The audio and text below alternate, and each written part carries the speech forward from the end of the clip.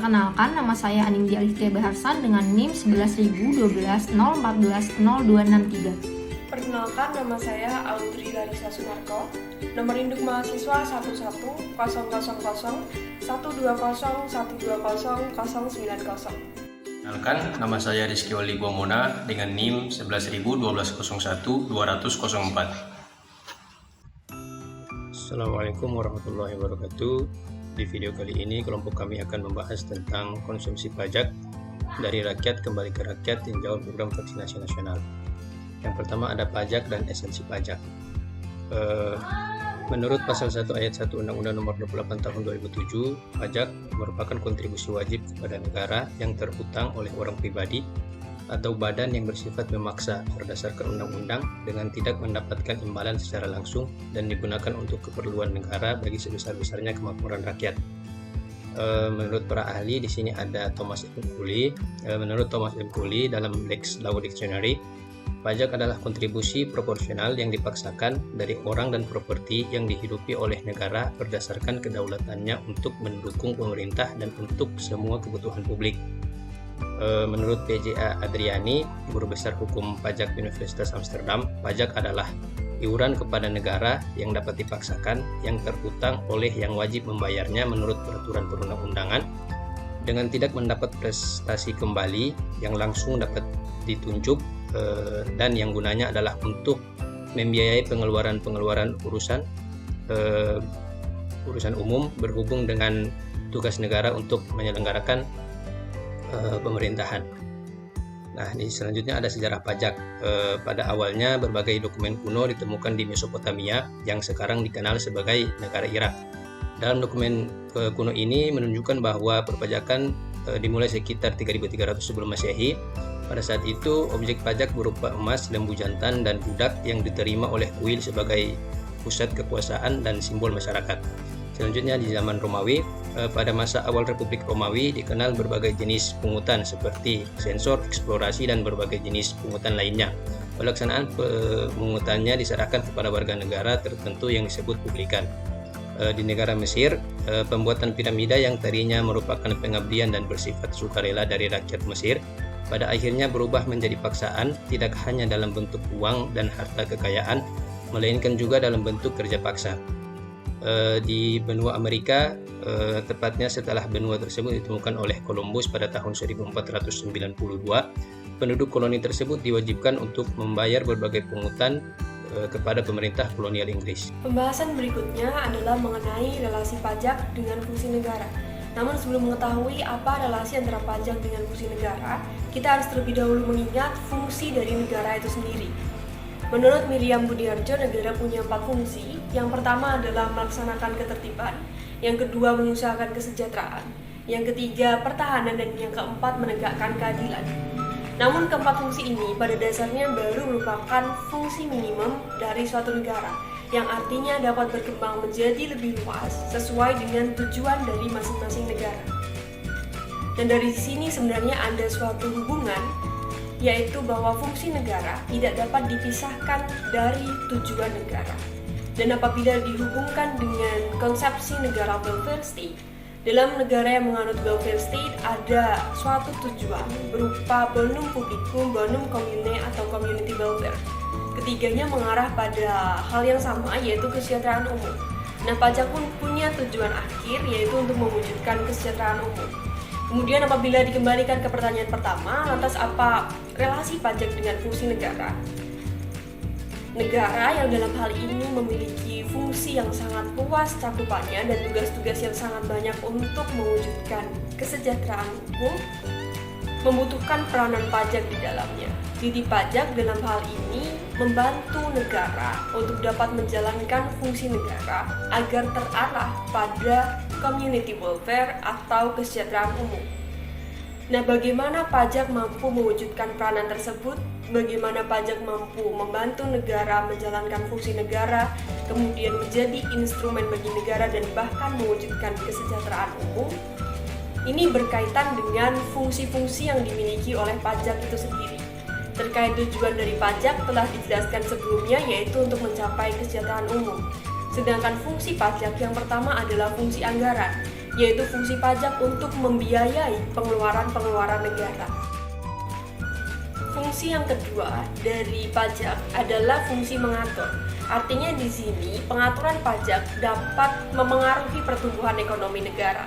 Oleh karena itu, pemerintah harus membuat suatu kebijakan perpajakan yang tepat bagi suatu negara.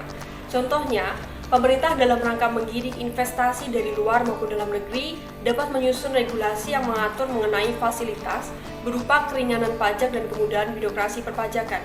Dan di sisi yang lain, pemerintah dalam rangka melindungi produksi dalam negeri dapat menetapkan bea masuk yang tinggi terhadap setiap produk luar negeri.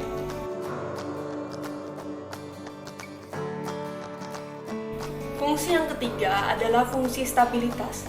Dengan adanya pajak, pemerintah memiliki dana untuk menjalankan kebijakan yang berhubungan dengan menjaga stabilitas harga, sehingga dapat mencegah inflasi keuangan. Nah, langkah-langkah yang bisa dilakukan pemerintah itu mulai dari mengatur peredaran uang sampai dengan menggunakan pajak secara efektif dan efisien. Fungsi yang keempat adalah fungsi redistribusi pendapatan. Jadi hasil dari pengelolaan pajak secara adil didistribusikan kembali kepada rakyat demi tujuan tercapainya kesejahteraan umum. Pungutan pajak memang menyebabkan berkurangnya kekayaan atau pendapatan individu, tetapi dalam bentuk lain kekayaan tersebut akan dikembalikan melalui pembangunan yang manfaatnya dapat dirasakan oleh seluruh pihak.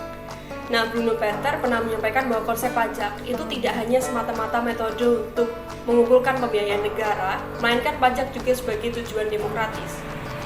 Artinya mengalokasikan beban pajak secara adil bagi seluruh masyarakat, kemudian menjaga stabilitas perekonomian dan juga mendukung terciptanya kesejahteraan. Nah, konsekuensi dari adanya tujuan demokratis dari pajak ini adalah bahwa dalam setiap proses perencanaan, pelaksanaan, dan juga pengambilan kebijakan perpajakan harus melibatkan rakyat. Fungsi-fungsi pajak yang terdiri dari trikotomi pajak dan juga redistribusi pendapatan menunjukkan bahwa pajak yang dipungut dari rakyat dikelola negara bersamaan dengan sumber pendapatan negara yang lain untuk kemudian didistribusikan kembali kepada rakyat. Nah, program vaksinasi nasional dapat terselenggara secara gratis di masa pandemi. Sumber pendanaan utamanya adalah pajak. Di sini ada konsep redistribusi bahwa semula pajak dipungut dari rakyat, namun kemudian dikembalikan secara tidak langsung dalam bentuk pembangunan fasilitas publik, fasilitas kesehatan, dan juga bahkan dalam hal pembiayaan program vaksinasi nasional. Nah, ini kemudian dijelaskan lebih lanjut pada bagian terakhir pembahasan ini, yaitu mengenai urgensi pajak dalam program vaksinasi nasional.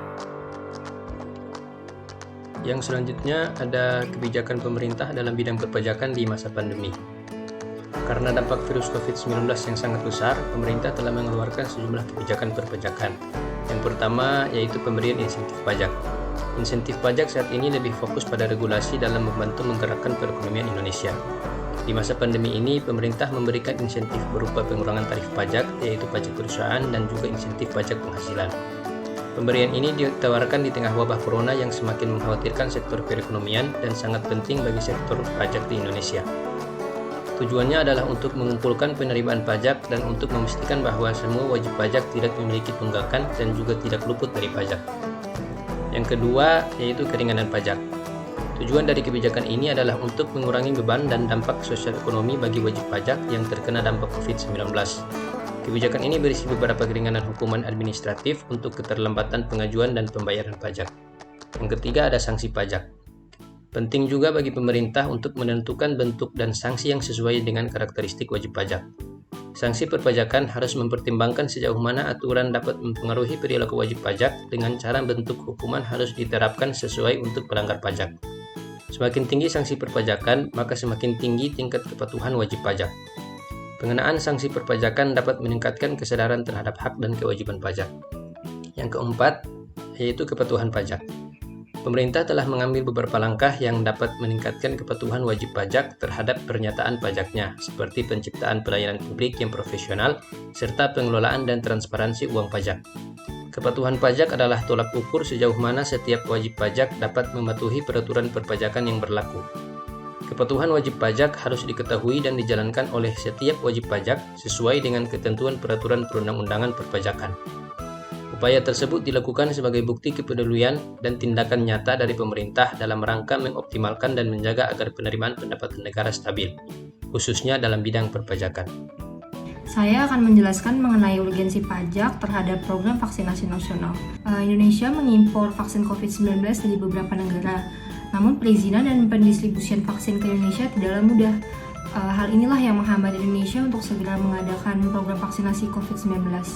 Sampai pada akhirnya tanggal 13 Januari 2021, Indonesia mengadakan program vaksin COVID-19 pertama. Seperti yang dapat kita lihat di tabel di samping saya ini, program vaksinasi COVID-19 Indonesia dibagi atas 2 periode dan 4 tahapan. Dengan periode pertama sepanjang Januari hingga April 2021 yang terdiri dari tahap 1 dan tahap 2. Lalu periode 2 yang dilangsungkan sepanjang tahun 2021 hingga Maret 2022 yang terdiri dari tahap 3 dan 4. Seluruh proses program vaksinasi COVID-19 di Indonesia adalah gratis. Masyarakat bisa dengan mudah mendaftarkan diri lewat online untuk mengikuti vaksin di tempat penyelenggaraan vaksin terdekat. Bagaimana bisa gratis? Sumber pendanaan yang digunakan telah diatur oleh Menteri Kesehatan Indonesia. Pertama, pendanaan untuk pelaksanaan program vaksinasi dibebankan pada anggaran pendapatan dan belanja negara dan anggaran pendapatan dan belanja daerah. Di mana yang kita ketahui bahwa sumber pendapatan terbesar APBN dan APBD berasal dari pajak. Kedua, pendanaan pelaksanaan vaksinasi gotong royong dibebankan pada badan hukum atau badan usaha yang melakukan vaksinasi. Ketiga, pendanaan untuk pemantauan penanggulangan kejadian pasca vaksinasi COVID-19 dibebankan pada APBN. Keempat, pendanaan untuk pelayanan kesehatan bagi penerima vaksin COVID-19 yang mengalami gangguan kesehatan akibat kejadian pasca vaksin dibebankan pada anggaran Kementerian Kesehatan atau Program Jaminan Kesehatan Nasional. Ketiga sumber pendanaan tersebut terbesarnya adalah berasal dari APBN. Karena di Indonesia tidak ada kewajiban membayar pajak atau pengelolaan pajak yang tidak baik, sudah pasti negara tidak bisa mengadakan program vaksinasi secara gratis. Hal ini menyebabkan kemungkinan rendah dan tidak meratanya penyebaran vaksin karena tidak semua masyarakat mampu membayar untuk melakukan vaksin sehingga herd immunity sebagai tujuan vaksin tidak dapat tercapai. Jika pandemi ini terus berlanjut karena gagalnya program vaksinasi, tentunya ekonomi negara akan terus menurun yang menyebabkan kemiskinan dan kesengsaraan bagi masyarakat. Maka kontribusi masyarakat dalam penanganan COVID-19 melalui vaksin ini sangatlah besar. Masyarakat secara tak langsung menjadi tumpuan bagi negara untuk mengadakan program vaksinasi dan biaya penanganan lainnya. Pajak yang dibayarkan masyarakat merupakan kewajiban masyarakat untuk nantinya dikelola oleh negara dalam memenuhi hak warga negara, yaitu kesejahteraan bagi seluruh masyarakat di Indonesia. Selain fungsi budgeting oleh pajak, pada program vaksinasi nasional ini, fungsi redistribusi pendapatan juga terlihat.